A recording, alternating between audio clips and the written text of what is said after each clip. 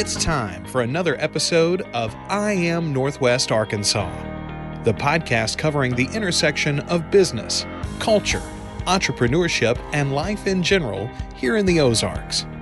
Whether you are considering a move to this area or trying to learn more about the place you call home, we've got something special for you. Here's our host, Randy Wilburn.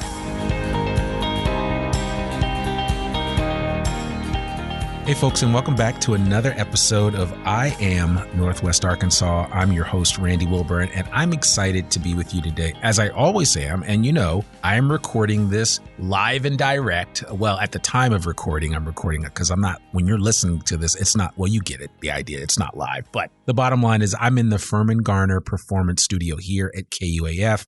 I Am Northwest Arkansas joined up with KUAF in a partnership several months ago from the time of recording this, and we've always had a love of public radio. At least I have personally, and I was thankful that when I first started the podcast, one of the first people that I had on the podcast was Kyle Kellums, who is the host of Ozarks at Large. And so it was nice to have been invited by KUAF to be a part of what they're doing from a public radio standpoint and to be able to share my message with their audience. And so I'm very appreciative of that. So most of the times when I'm not physically meeting with a client face-to-face to record a podcast, or we're doing it online, which I'll be doing a lot more of because I'm going to be doing more video in the coming future, we like to sit down here at the Furman Garner Performance Studio and chop it up with our guests. And so today's guest is no exception to that. We have Dr. Dennis Rittle, who is the president of NWACC, the Northwest Arkansas Community College.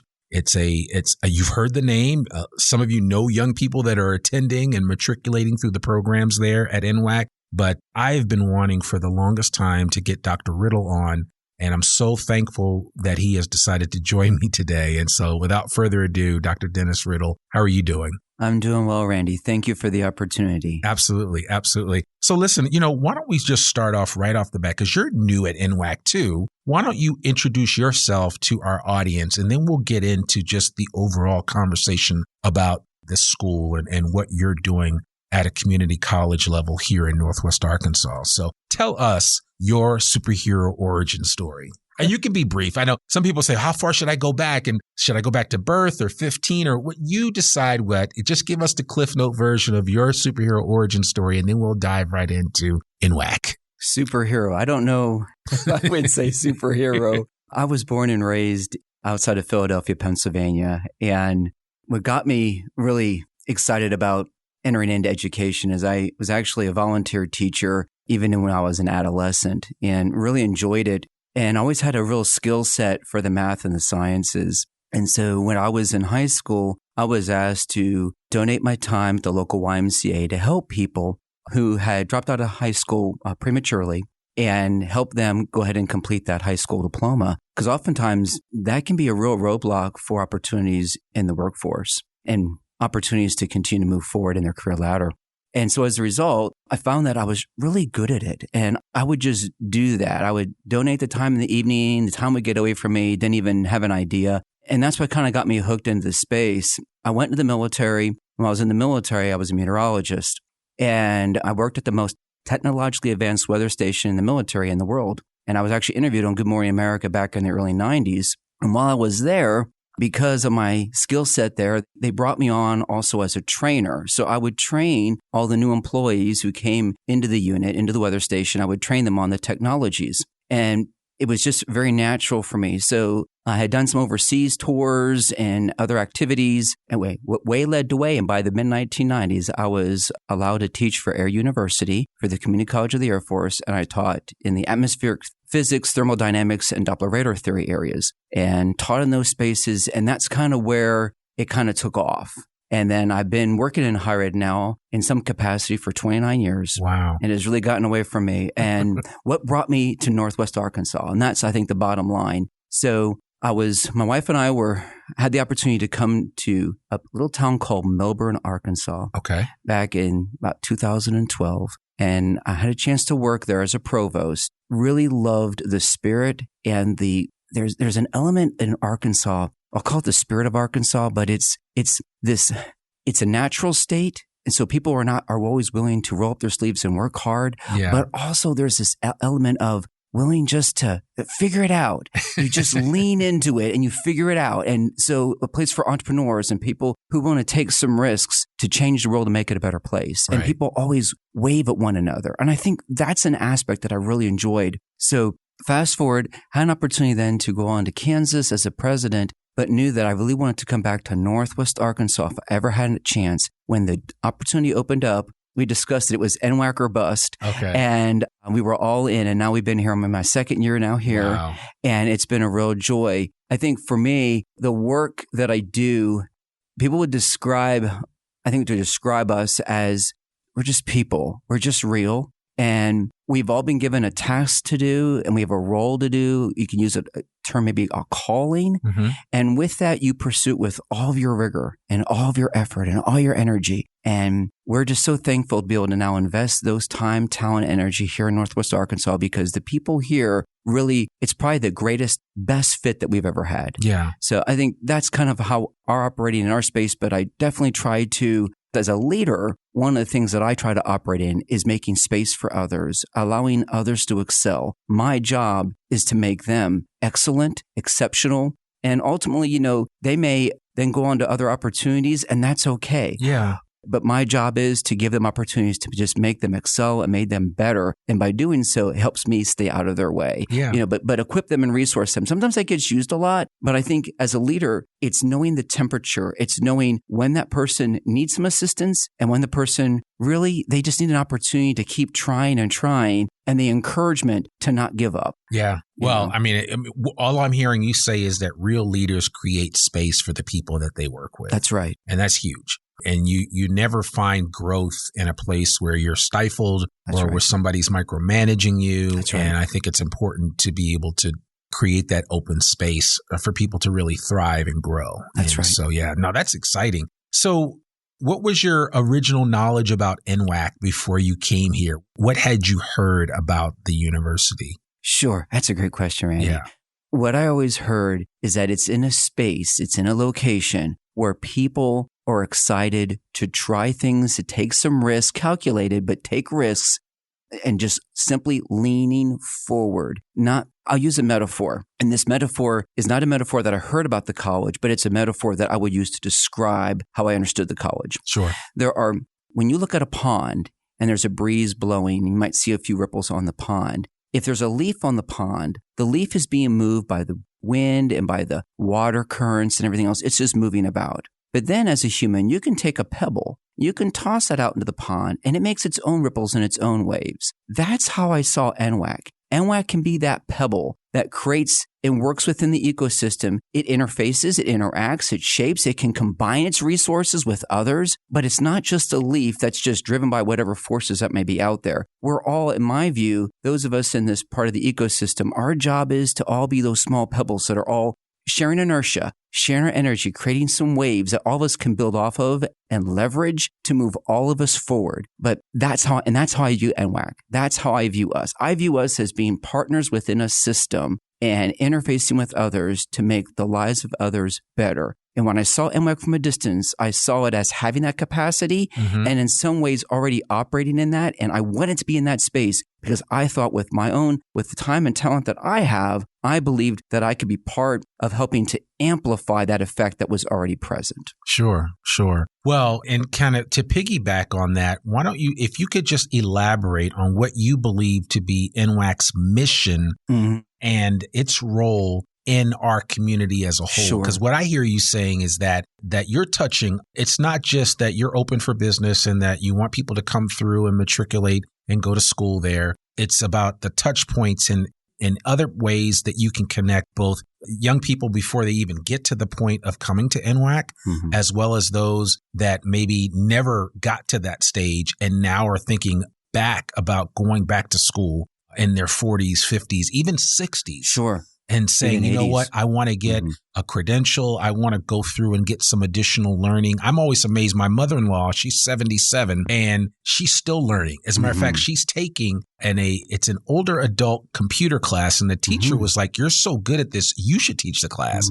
And she wants to teach the class. That's great. So I think we're never too old to learn. That's right. And that's the beauty of it. And for some people, you're not going to maybe necessarily go and enroll at the University of Arkansas. And there has to be an option for you. That's and right. I think NWACC is that perfect option for a number of reasons. But I would love for you to talk about the mission of NWACC and how you perceive its role in this community here in Northwest Arkansas. Great question, Randy. I view it as metaphorically as an anchor.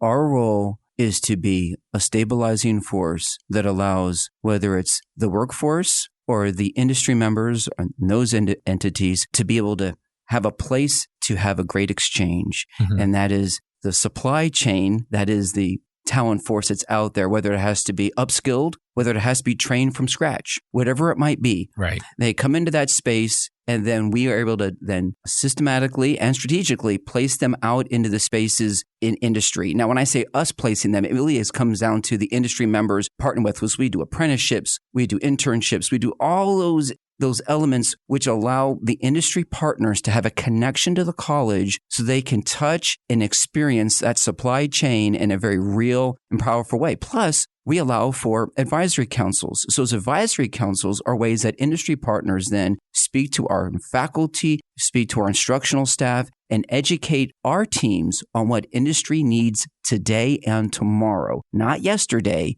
today and tomorrow. And that helps us continue to stay very, very relevant. But you spoke to this, Randy. Our role as a community college is we reach students very early ages. Some, I was talking with the bike technician program, and we had students in there. The youngest we had in there was a 14-year-old learning bike technician skills. And then we've had some that were in their 80s, and they'll go through the program. It's a niche program. It's drawing people from all over, not just this region, but even all over the world.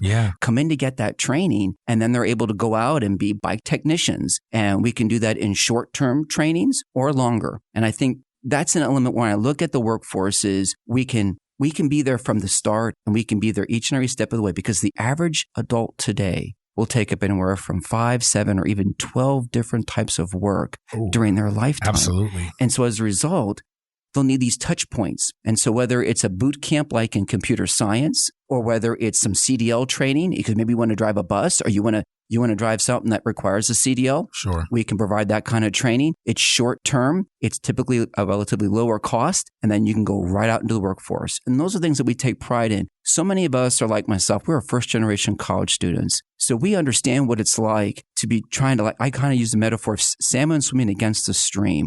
You're trying to do something that people around you and who might have been role models in your life haven't done before. And so you need to surround yourself with people that are going to encourage you. They're going to celebrate you. They're going to join with you in the journey to make your life better. And in doing so, you celebrate in those moments. It's exciting. How can I be part of such a journey? You do that by being part of the NWACC team. And that's what we do. That is what we do. And it's exciting. That is exciting. And as I was listening to you talk, I mean, it's almost like, you know, and I know young people, and maybe I know some young people at several of the different local schools that have participated in some of these bike repair programs. Yes. I know that I want some of my kids to be able to participate and take some NWACC classes while still in high school. Oh, yes. Because that is available. I know when my kids were at the Arts Academy, that was an option for them. But then also at Fayetteville High School, all the local high schools offer that as an option for you to get ahead of things, if you will. And it's not so much, because I was explaining to my kids that, you know, it's not so much that I want you to rush through school, but where you can take advantage of those opportunities, because they are huge and they create a chance for you just to kind of wet your teeth, something to get your feet wet. I think that's what I want to use, to get your feet wet, just kind of understanding what it's like to go through higher education. That's right. And what it means. That's right. I can speak to that a little bit too, Randy. There was, in the kind of work that I do, I serve on dissertation committees, and one of the doctors that was in training and eventually completed his dissertation, I was his content expert, and we were exploring the area of what does college training while a person's in high school who have the abilities, and they've obviously cleared entry level and eligibility requirements, how does it impact them? We found this: if a student takes 15 credit hours or more while they're in high school, college credit, they are 300% or 3 times greater, more likely to complete a certificate or degree post high school. And that is because they've built that efficacy. You kind of use the term of getting their feet wet or kind of cutting their teeth into something. They're learning how to learn, but they're also building their efficacy, their belief that they can do this. They belong. They're not dealing with the imposter syndrome that somehow I don't really belong here. No, you do belong here. You have a voice and you have something that you can contribute, and you are more than able to learn this content and master it and demonstrate it at an acceptable level to continue on your matriculation. And that's exciting. Yeah. My wife and I have 2 adult children. We've been married 32 years, and our 2 adult children, one's 27 and one's 21. Both of them completed 2-year degrees while they were in high school. One went on to be a biomedical engineer and an architect, and the other one went on to be a non-destructive testing specialist. Both of them went through the process. So one went right to work, one went transferred on to the university. Both had very successful journeys, but they believed they could do it. And so what it did is it reduced time, which increases their opportunity then to make money in life and to be able to do better in life earlier on, especially if they want to continue on at the university level. And then the other part of it is it allows them, when we're young adults, what happens? Life gets in the way. We make these plans for 3, 4, 5, 6 years. And it's like what we had in our mind as an 18-year-old doesn't typically maturate by the time we're 23, 24. No. Life is just different than we thought. And so by helping the students who can do the work earlier on, it allows them to have great opportunities. But that's the concurrent side. We call it concurrent enrollment. So while they're in high school, they're also taking college credits. Yeah. But we touch students at every station in life, and it doesn't matter. Transparently, about 4 or 5 years ago, I was going to jump. I had always, this was like a bucket list thing for me.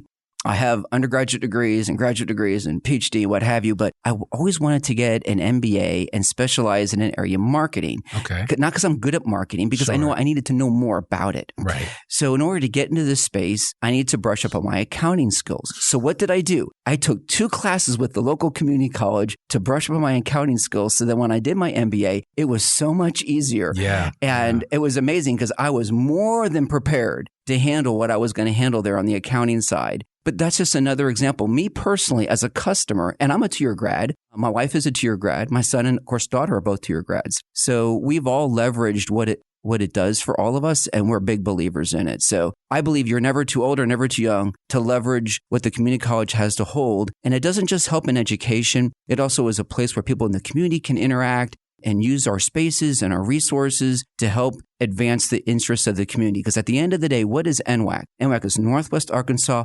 Community College. Yeah. We are here for the community and the community's needs. Thank you for letting me share a few of those thoughts. No, I appreciate it. I mean, you spelled it out perfectly. And I really hope people listen to this and share it with other people that maybe need to hear it. I know there are a lot of people, like you said, you used the word imposter syndrome, that walk around maybe ashamed that they only got their GED or they only graduated from high school. And it's never too late, first of all. So I want people to hear that first and foremost. And then secondly, for young people, because we have some young listeners of this podcast. If you're listening to this and you're in junior high or high school, I really want to encourage you to be thinking about maybe stretching yourself into an uncomfortable place and trying some classes that may be at a higher level than what you're used to, because you just never know what door that will open up for you. That's right. And not from a vocation perspective, but more just from a learning perspective. Yes. It's huge. And it could really send you on a different trajectory than maybe where you were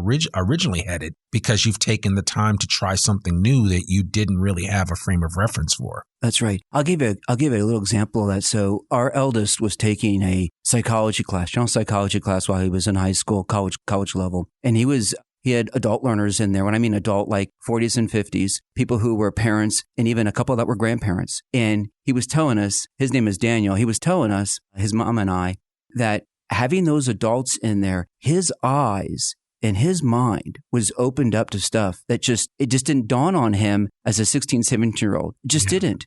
And his perspective of the world and his perspective of how things operate in our world changed. And it made him a much better human being. It made him much more respectful, but also a lot more reflective, recognizing that life, there's complexities to things and that you can learn from people of all different stations of life. And I look back on that moment and I think about what it did for him. So when you're talking about some of your younger listeners, Randy, you're exactly right. What they will be able to glean from those classes, as well as what they're going to be able to contribute. Because I assure you, those 40 and 50-year-olds, they learn when they hear from the teenagers because they get to see through their eyes. We use this phrase, all learning begins by looking through the eyes of someone else. Yeah. Seeing through their eyes and their challenges and the things that make them celebrate and the things that make them cringe. Yeah. And oftentimes we can be just, ignorant to those things, or just water on a duck's back. And when you're in class experience and you're learning, it's amazing. It penetrates through and it touches to our core, and we're made better people. Yeah. Well, I know we collectively struggle with generation bias. Yes. Right. Which is a real thing. So boomers have a biases towards younger generations, not so much Gen X, but specifically millennials and Gen Z. Absolutely. And Gen X has, I always say, and I don't know how old you are, but I'm 54 and I'm kind of, I am a Gen Xer, a true Gen Xer. I was a latchkey kid. And the one benefit that my generation has that like the boomers don't have is that, I was like the first kid that was given an email address in college. So I remember it was a big deal, right? And we're talking back in the late 80s, early 90s. I got an email address and I was like, well, what am I going to do with this, right? But lo and behold, I was right at the forefront of that. I was at the forefront of the internet. So I remember that. But I also have the understanding of, my interactions with the boomer generation and the great generation. Yes. And some of the sensibilities that come along with those generations. And each generation brings something unique to the table. Yes. And it's not so much a competition. It's more of do you have an understanding of where each generation comes from? And the thing that I'm always saying about Gen Z, which they get a knock all the time, but these kids are very iterative. They're highly creative, highly technical, because they are, most of them are digital natives and they don't have a choice but to kind of pick it up and understand things. That's right. My 13-year-old, I remember when he first picked up an iPad, he had figured it out. I didn't even have to show him anything. Right. He figured it out quickly. And I remember Seth Godin telling this story about how they dropped some computer parts off to a bunch of children in sub-Saharan Africa at a village. And they just did an experiment to see what would happen. They came back like 6 months later. Those kids had figured out how to program that thing and all of that. And that's just the very nature of where young people are. So I don't care where you are, whether you're in Northwest Arkansas or it's somewhere in Africa. These young kids today have the ability to process and consume and iterate like you wouldn't believe. That's right. And so I think it's important, especially those that are older that are listening to this, to understand that we've got to give these young people their space. That's right. To fully develop and mature. Yeah, they're immature. I was immature. I wasn't mature. Right. I tell people all the time, I wasn't mature until I was about 27, Dr. Riddle. That's right. It took a long time. That's right. And guys mature later than girls, That's right? right. So that's just the way that it is. This is just a fact of life. And I tell my 18-year-old son this all the time. If you'll listen to me, Joshua, it's going to take a minute before you really, you're an adult now, but you won't fully, that frontal cortex, that part of your brain won't fully develop for a while. And so just take the time. And I think one of the benefits of, understanding that is being able to focus on, continuing to develop yourself. And one way to develop yourself is by taking classes, by taking training, by really immersing yourself into a culture of learning, because you just don't know where it will lead. That's right, Randy. And, when you get in those spaces, our whole goal at NWACC and other schools is to make sure that we create an environment that is conducive to learning. It's not conducive so much just to giving information only, but to challenging our thinking and to allow people to connect dots that maybe haven't been connected before in ways that will open up new knowledge and understanding and new opportunities. And that's that entrepreneurial spirit.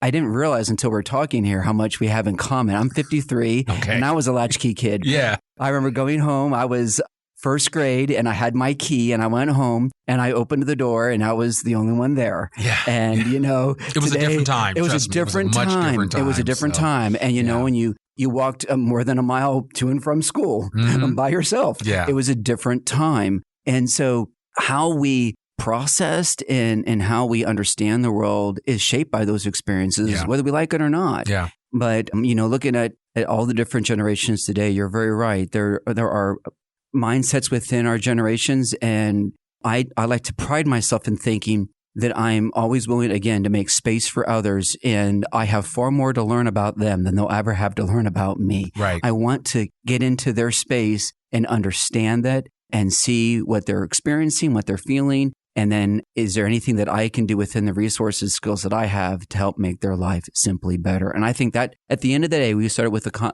conversation about NWACC. It's an anchor, but it's there to really create opportunities to make people better and to put them in better positions to be successful, whether it's in their careers, whether it's in their personal life, whether it's in their family life. Because sometimes folks take classes for personal enrichment. Yeah. Other times, just to learn. That's right. They don't know much about this area and they just want to learn more about it. There is nothing wrong with that. So if you want to take some classes that are going to work with your hands, and whether it's pottery or whether it's sculpting of some sort or whether it's woodworking, we can do all of those things. Right. Whether it's learning about how to handle programming and computer, we can help with all those spaces. All those areas are available. And our whole job is, again, to be a reflection of what the community needs and make that, we often describe it as, we want to provide a quality education at a better price. Yeah. Recognizing that we know that cost is a challenge and we don't want it to be a barrier for people to be able to better themselves. We just don't want that. And I'm glad you brought up cost, because that is, I look back and I was thankful. We hear all this talk about how school debt is about to come back online for those people that had a break during the pandemic, and the amount of money that's owed. And I was very fortunate. I got a scholarship to college, but I remember looking at my bill the whole bill. And I think my whole bill at Howard University when I graduated in 1991, and because they gave me a printout in the bursar's office, was like $51,000. Yes. For 4 years of school. Right. And that was 91.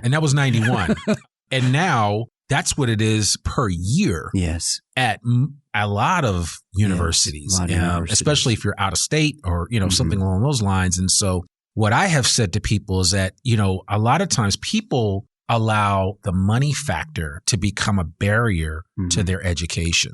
And I'd love for you just quickly to speak on that. And then I want to jump into some of the initiatives that NWACC is specifically focusing on right now in this season. But I would love for you to talk about how people should not allow money to be a barrier for them getting a higher education. Sure. That's a great question, Randy. I'll speak to it from a tier perspective, and then as a person who's obviously gone on and done more, as well as my own family members. At the tier school, when you look at all the stair steps, we'll just take NWACC, for example. Student wants to come to NWACC. If a student qualifies for Pell, which means, and that's going to be based upon their family earnings, if they qualify for Pell, those Pell dollars will more than cover their cost of education at the college. It'll take care of it. So it will take care of their cost of tuition and fees. It'll take care of their cost oftentimes of their books. And depends on if they're a local resident of a certain school district, or if they've also got maybe an additional scholarship, they'll have money left over for gasoline, for rent. It really runs that level of affordability. We take a lot of pride in that. Yeah. And then what we oftentimes say is what debt does is debt limits choice. Yeah. So one of the things that we take a lot of pride in is if the student wants to matriculate then onto the university, and whatever university that might be, and to be transparent, the vast majority of our students do matriculate over to the University of Arkansas, very standard. Shout out to the Razorbacks. That's right. And we like to see them go from Eagles today, Razorbacks tomorrow, right. And how they make that transition.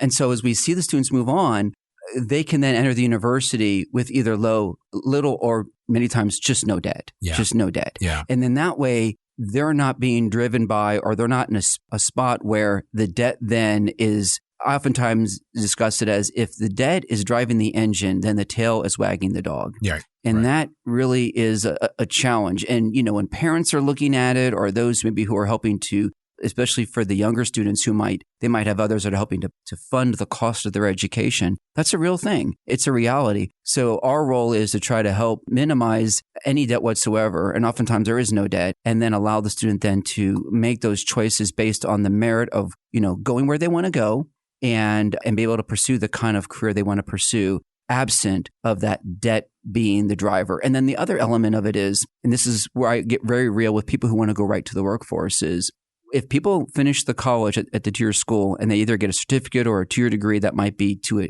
go right into the industrial work, maybe as a computer programmer or a graphics analyst or something like that, and they're going to get into that space. If they're debt free, they can take the job that they really want to take, and not feel like they're forced to take a job because of the dollars it pays and maybe not really be the best fit for them. Yeah. Because that's a very important piece, because oftentimes that first job or handful of jobs that a person takes creates a bit of a vector in their life. Now, it's not fatalism. That's not what I'm communicating. But if you're 20 years old and it's your, I call your first career ladder step after college, and you're going to that job and it's really a nightmare situation, it can linger for a while. It can linger because, you can get just in a tough spot where if you get in a really good space, wow, I mean, you can just find yourself zooming along. And we often say is, I get to go to work, not I got to go to work. Right. And there's a difference in that language. So that's how we view our role. When you think about debt, that's how I view debt. Debt affects where they can go for university. Debt affects where they can go to work.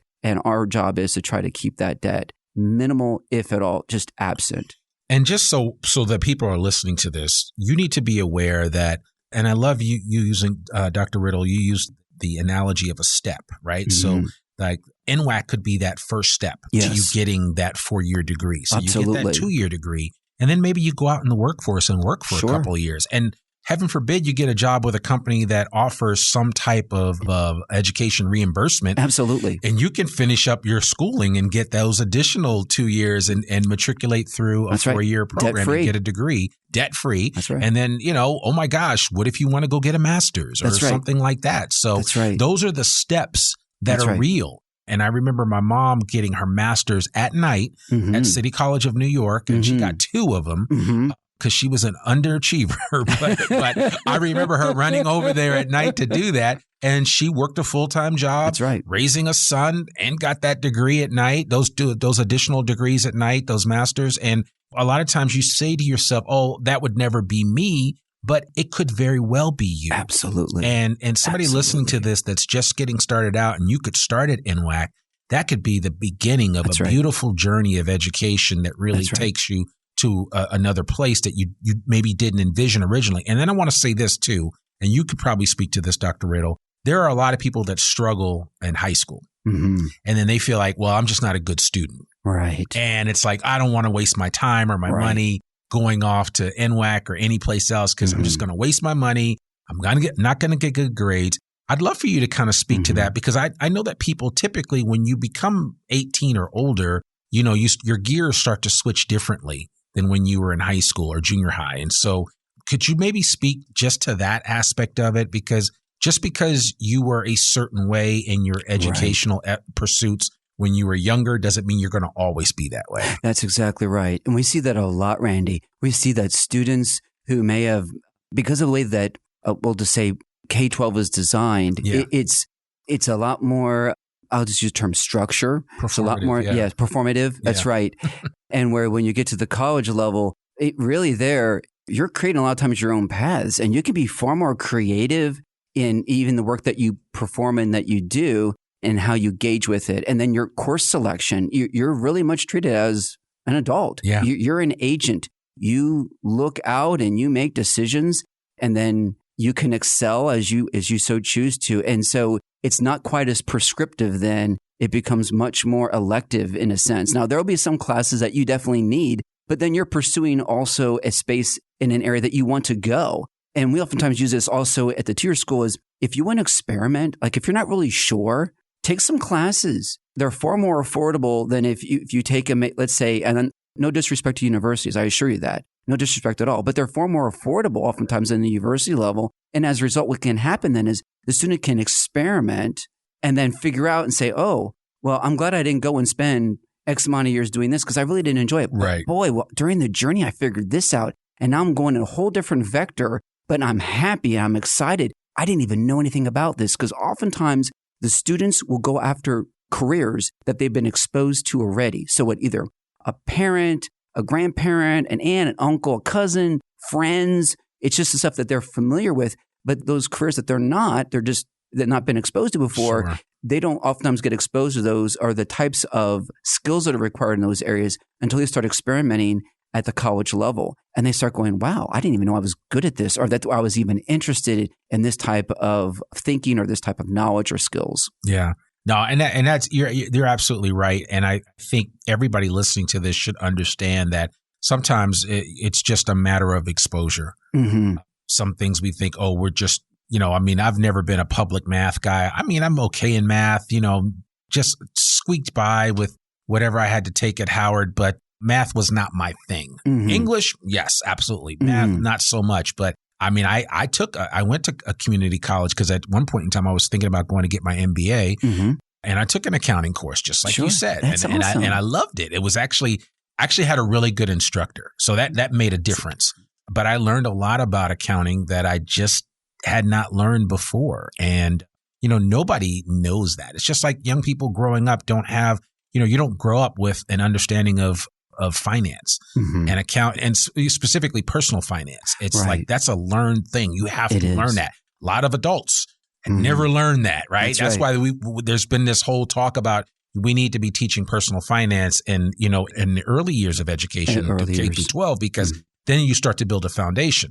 That's why classes like home ec and others are so important. Yes. Because they really help to develop the whole student, not just one aspect of them. That's right. So, yeah. Right. Yeah. You ask a student today, particularly a younger one, to say, I'm not going to use the term checkbook because that's a bit of a dated term, but just to have what is, do you know how to balance just your own records, your own financial records? And they're kind of look at you just like dumbfounded. Yeah. Because, I can go and check and see what's in my bank account by going online. But, are you up to speed on what's really happening in your financial space? Yeah. And that's just, it's different. But you're right. You're so right, Randy. The element of home ec and those other elements taught people personal responsibility and how to be the pebble in the pond and not the leaf on the pond. Yeah. Yeah. Absolutely. Absolutely. Well, let's see. I want to switch gears a little bit. I do want to talk about specifics of NWACC. I'd love to learn, and especially since you've been there for 2 years now, but how has NWACC adapted to the changing educational landscape, especially in light of what the pandemic presented to us, right? Because the pandemic caused us to just think differently about how we do things, about how we learn, more online courses, more interactions with people virtually. How did that impact NWACC? Sure. That's a great question, Ray. And one of the things that we found with the pandemic is it actually created a bit of a polarization of our learners. We found that all learners at the time were thrusted into, whether they were in the K-12 system or in the post-secondary system, into a bit of an online learning space. Yeah. But like it or not, they were thrust into that space. And then as a result, what happened? Students were in there. Some students loved it. Some students did not. Absolutely. And so when the pandemic started to wind down and face-to-face classes then began to be an option again, we saw a whole market segment come rushing to those face-to-face classes because they wanted to be back in the learning space, seeing somebody, talking to somebody, shaking someone's hand, whatever it might be. They wanted that face-to-face exchange, though there was a whole nother pocket of learners that loved the online learning experience. And because the technologies have become better refined during the pandemic, now we find that we can do a twofold approach and oftentimes even a hybrid. So you can do a hybrid where you maybe do some online and some face-to-face, particularly in classes that might have lab type skills that you need to demonstrate those skills in a face-to-face environment. So we can do those in a hybrid format where they come to face-to-face there, but maybe the lecture and all that is online. So that's where we've seen the movement, and that's where NWACC has obviously operated as well. Yeah. So we've seen some of our programs of study have the student body, for whatever reason, the learners in that space have definitely preferred the online. And so there are more courses offered online than face-to-face. But there are other areas of study that have they've almost abandoned online altogether and just wanted to go strictly face-to-face. Now, we'll still do some online. And we also recognize that the hybrid is important. I want to explain that just for a moment, because when you talk about the pandemic also demonstrated that whether the learner enjoys online learning or not, is they still need to have the competency of those technologies because they're going to need them in the workforce. Yeah. Oftentimes, they're going to get into a place of work where they're either going to be using technologies that we use today that have really advanced out of the pandemic, whether it's virtual type meetings or virtual type conferences. They're going to now have to know how to join them, but also how to manage and lead them and schedule them and leverage them and recognize the weaknesses and the strengths of those meetings and how to sequence them in a way to allow for their teams to be dynamic and active. That's all part of learning and all part of the workforce. It's taking what you're learning in the learning environment and now making it very real to the work environment. Sure. But that's what the pandemic has taught us in large measure. We've seen both those shifts, but a lot of pieces though with the hybrid.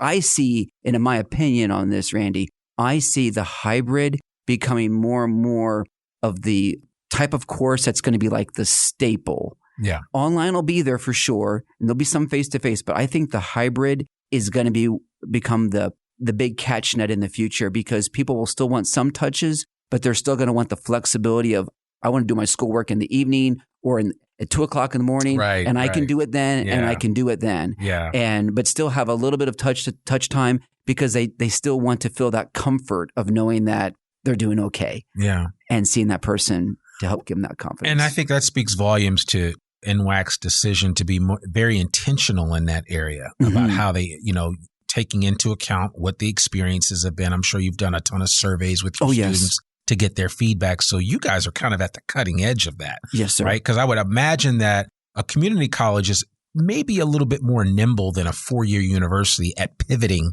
when they're presented with an opportunity that makes sense. That's right. From a higher education perspective. That's right, Randy. And in addition, it's part of our own DNA, being that the community is the driver. We often say we have 3 things. We're student-focused or student-centered. That's our key customer is that student. But we're also community-driven. So we want to make sure that we are reflecting the needs of the community, which requires that being very nimble. It requires being nimble to the student because the students' expectations today are different than they were 20 years ago, 40 years ago. We kind of talked about that a little earlier in our conversation with the generations. But then in addition, we also have to be employee valued. That is, how we value our employees is very important because so much what we do as a college, community college, is we're a service-oriented organization. So a lot of our resources go into providing for our workforce, and that is AKA the faculty and the staff. And so they need to be resourced and they need to be provided for. So because if they excel, then our delivery to our student body and also our ability to be agile with our community, we can excel in those spaces. Yeah, I love that. So could you, given that you just mentioned that, could you share a success story or notable achievement of NWACC and its students or alumni that you've recently experienced and been really proud to talk about? Sure. A recent experience it was very recent. We had the bike technician program began, and we know we're in the world of trails and bicycles. And I'm glad you mentioned that because I want people because we have people that listen to this that are thinking about moving to Northwest Arkansas. So you got to understand that this is a significant bike culture. Yes. Whether road or mountain bike or electric bike, e-bike, we like our bikes. That's and right. we have trails and miles and miles and miles of trails. That's right. Running from Bella Vista on down to Fayetteville and beyond. That's correct. Then, every amount of gravel trails all over the place. So bikes need to be repaired with regularity. That's right. That's right. That's right. That's exactly right, Randy. Right. They need to be repaired with regularity. Yeah. Well said. And we often describe it as it's a wellness culture here. Yeah. It's a really big push to have a wellness culture in place. And we do that at the college.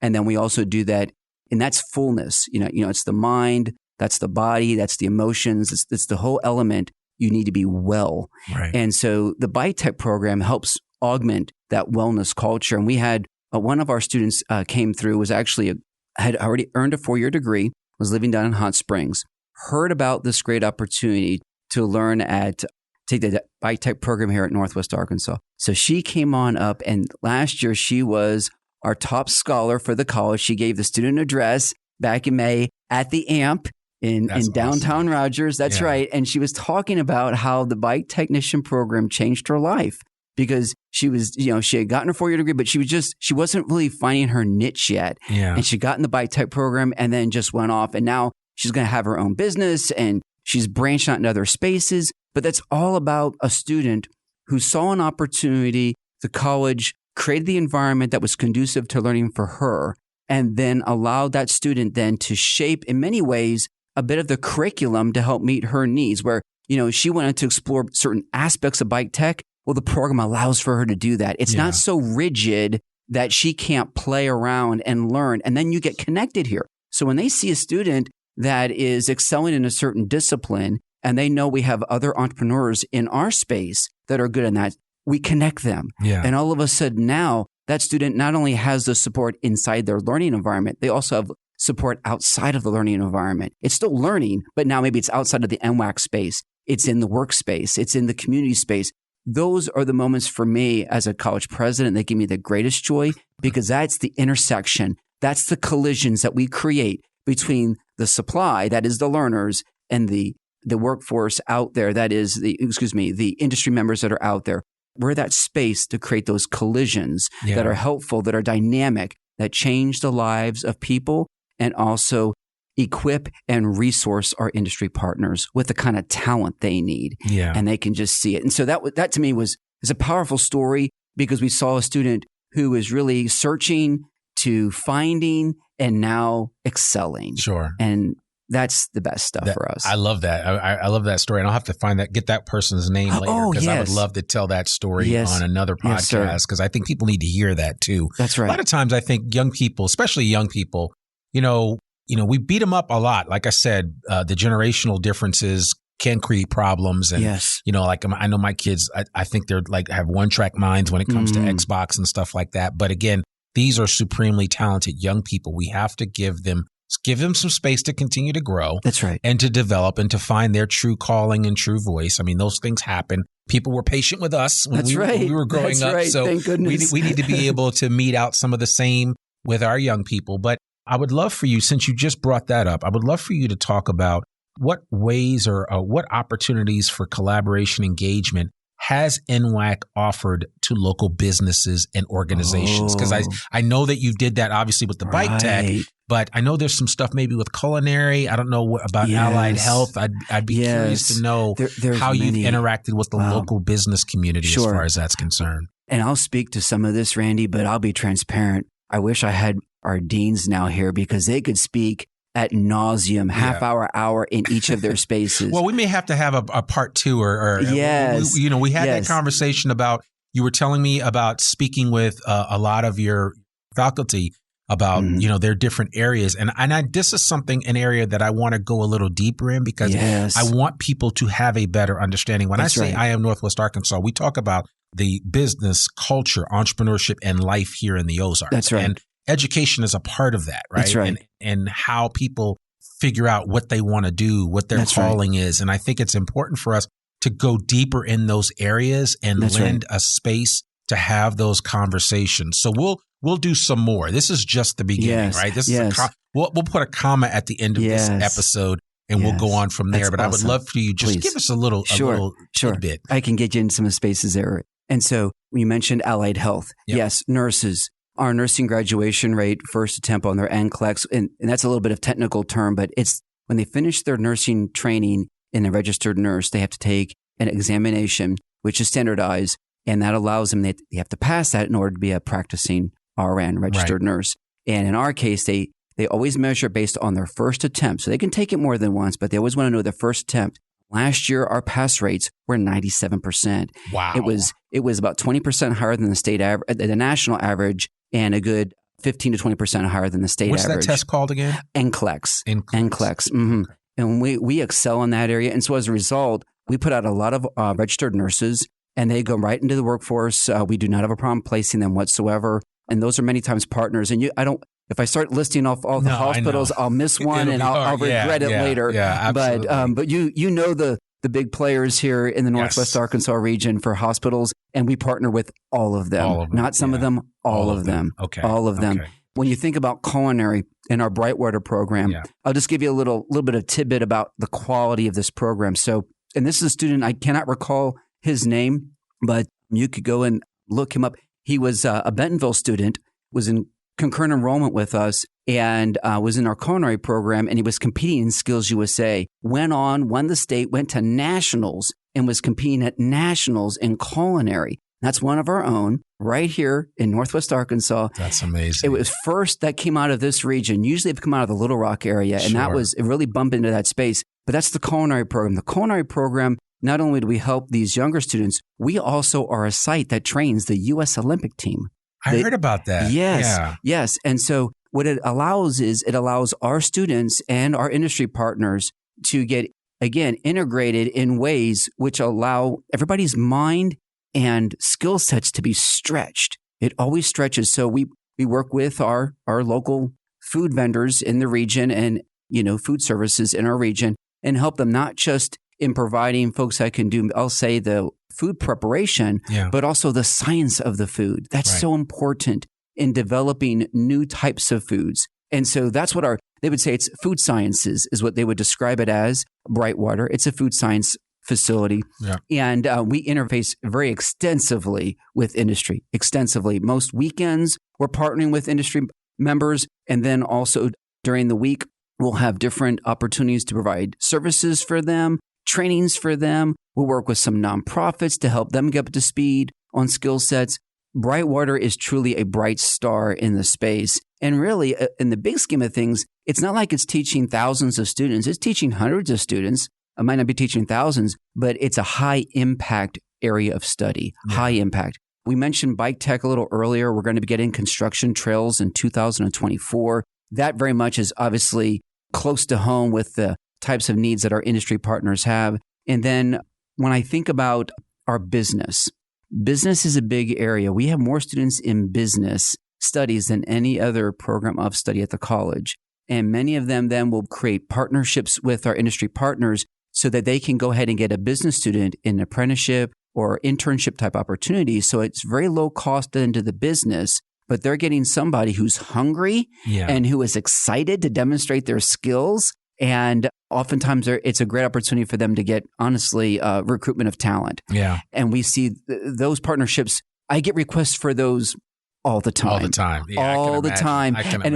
It's like, I wish we had a few more thousand students easily to help with those requests. But that's the way that we partner a lot of times, Randy, with our businesses is finding ways, finding what they need. And then if the students can do the service while they're still in college, it's great. Yeah. And if it's then just matriculating right after college, that's fine too. Yeah. But we definitely meet the needs. I love that.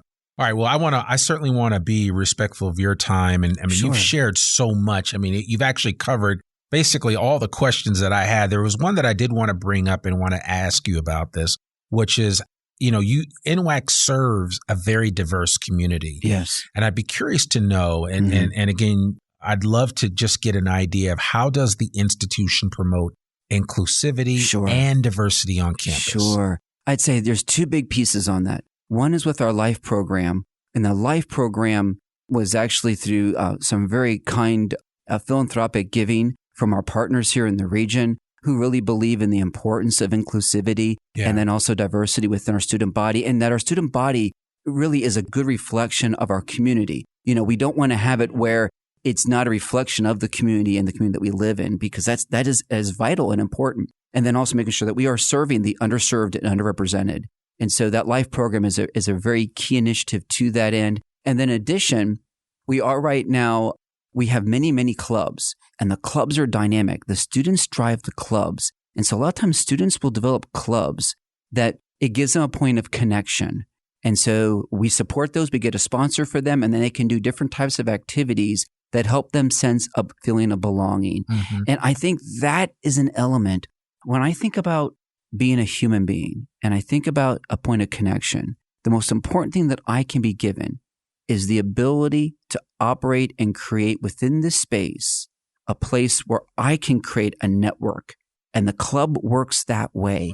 It's encouraged, it's supported, and it allows students of all different types to feel a connection point and to then be able to get support with one another. And we find that those are vital. They're also help with retention and completion rates, because what happens? Students oftentimes want to be encouraged by those that are like themselves and are similar in whatever that might be, whatever trait or characteristics that might be, but they feel a sense of commonality. And in doing so, it helps them raise their game because they encourage one another. Yeah. One's feeling down, one builds them up. But that's how we promote it, Randy. We do it through our LIFE program, but also through how we go ahead and manage those clubs. We have many, many clubs, and the clubs are important because that allows the students then to feel connected. And then if they see a club that doesn't exist, but it needs to exist, start it. Yeah. Start it. Absolutely. And then we also then want to bring campus life. So then we allow people to gather together in common areas. I mean, there's nothing scientific about that. You have to kind of let it unfold organically. But it is important that we allow folks and encourage folks to be able to connect in meaningful ways that are outside of the classroom. We often describe the college as we want it to be a destination, not just a place where people learn, but really a destination where they can learn, grow, and become just better people. Yeah. Better people. Man. Those are great things. I would say future broadcast, I would bring Juanita Franklin on to your Put that name down there. Juanita Franklin. Yeah. And she works at the college, and she was at one of the early I think I've met her, entries into the life program and what it means. Because it does. It's all about helping those who oftentimes are entering into a space that they may not have as much self-efficacy. Sure. And maybe they don't have as strong as just support mechanisms around them. And what we need to do is be there to stand with them and support them and help them in the journey, because every one of these lives, they're all so important to us, and they're precious. And that's Northwest Arkansas, isn't it? It is. It really is. I mean, you've laid it out very nicely. Man, there's just so much here, and I hope that people will have allowed us to unpack all of this over the last hour can appreciate this information. Dr. Rittle, it has truly been an honor to have you on the podcast, and this was well worth the wait. For anybody that wants to know how to get in touch with you or how to connect with NWACC, what's the best way for them to do that? Sure. To connect with me, they can reach me out electronically on email at drittle, and that's for Dennis Rittle, and it's RITTLE at nwacc.edu. Also, of course, visit the web, www.nwacc.edu, and they can find out about programming. They can find out about opportunities. There's so much going on at the college. It oftentimes blows people away thinking they just think they're looking for coursework. And it's like, no, it's a whole city in of itself. Yeah. And there's so much going on. And we really do. And, I'm really fortunate. I want to thank you, Randy. I'm down here in Fayetteville. Yeah. It's a beautiful community. It is. Absolutely beautiful community. And I had Chancellor Robinson and I, we meet about every month. Okay. And we just met last week, and we had a great time, and we support each other, and we're always trying to figure out ways in which the college, the community college, and the university can partner together, because the more seamless we make it, the better it is for students. Yeah. And that's better for our region too. I agree. Always got to give a shout out to the Razorbacks. Absolutely. Thank you for sharing that. And, I agree with you. I think too that people need to understand, and I've heard this said before, that when you look at a region or an area, any area that has a very strong community college, that's a vibrant community college, that typically is a pretty strong area, if you will. And so it ends and starts with that. And so I really want to encourage people to take a closer look at NWACC, whether you just want to go back and take a class or two, whether you want to get a credential for one reason or another. Sure. And especially if you young people listening to me and you stop wasting your time on the Xbox, get those extra classes done, because you could take NWACC classes while still in high school. And there are a lot of opportunities for you to kind of move things along, not to rush you through college or rush you through school, but a lot of times you're sitting there with extra time on your hands. You could be taking some classes that could really benefit you and help you make a better, more fundamental decision about what direction you want to go once you matriculate through high school and are then able to get into college and decide where you want to go. And so you're not practicing once you get to college. You will have already had some experience. That's right. Yeah. And Randy, I need to piggyback on one thing you mentioned about the Xbox. So NWACC does have an esports club, and we're going to have a sanctioned sport come the spring. So if they do have that itch, we can help them, but it not be replacing the importance of going to school and bettering themselves in the wholeness of the person and not just within one space. Well, yeah, because esports athletes, or if you want to call them athletes, they actually do quite well financially. Yes, I told my kids always like, well, what if I do this? I'm like, yeah, well, if you're making $250,000 a year playing Xbox, you can play Xbox all day long. That's right. But until then, we have to have a conversation, and we have to measure the amount of time. That's right. Man, Dr. Rittle, thank you so much for joining us. I really appreciate that. This was an enlightening conversation, and I hope everybody listening to this takes heed of the words and the information that Dr. Rittle has shared on this podcast episode. I think that it's very helpful for us to have an understanding of how profound and strong our local community college is here in Northwest Arkansas, what they're doing, and how they're only going to get better by having individuals like yourselves become participants in what they're doing here in Northwest Arkansas. I hope to become a participant in that. My first way of doing it is having this podcast episode. So we'll see where it goes from there. So stay tuned. Well, folks, that's another episode of the I Am Northwest Arkansas podcast. To learn more about us or to read or download the show notes from today's episode, visit IamNorthwestArkansas.com. You can listen to this podcast and sign up for our free newsletter to keep up with us and all things NWA. Make sure you sign up today. You can also subscribe to the I Am Northwest Arkansas podcast wherever you listen to it. And please, please, please consider rating and reviewing us on Apple Podcasts. Remember, our podcast comes out every Monday, rain or shine. I'm your host, Randy Wilburn. We'll see you back here next week for another new episode of the I Am Northwest Arkansas podcast. Peace. We hope you enjoyed this episode of I Am Northwest Arkansas. Check us out each and every week, available anywhere that great podcasts can be found. For show notes or more information on becoming a guest, visit IamNorthwestArkansas.com. We'll see you next week on I Am Northwest Arkansas.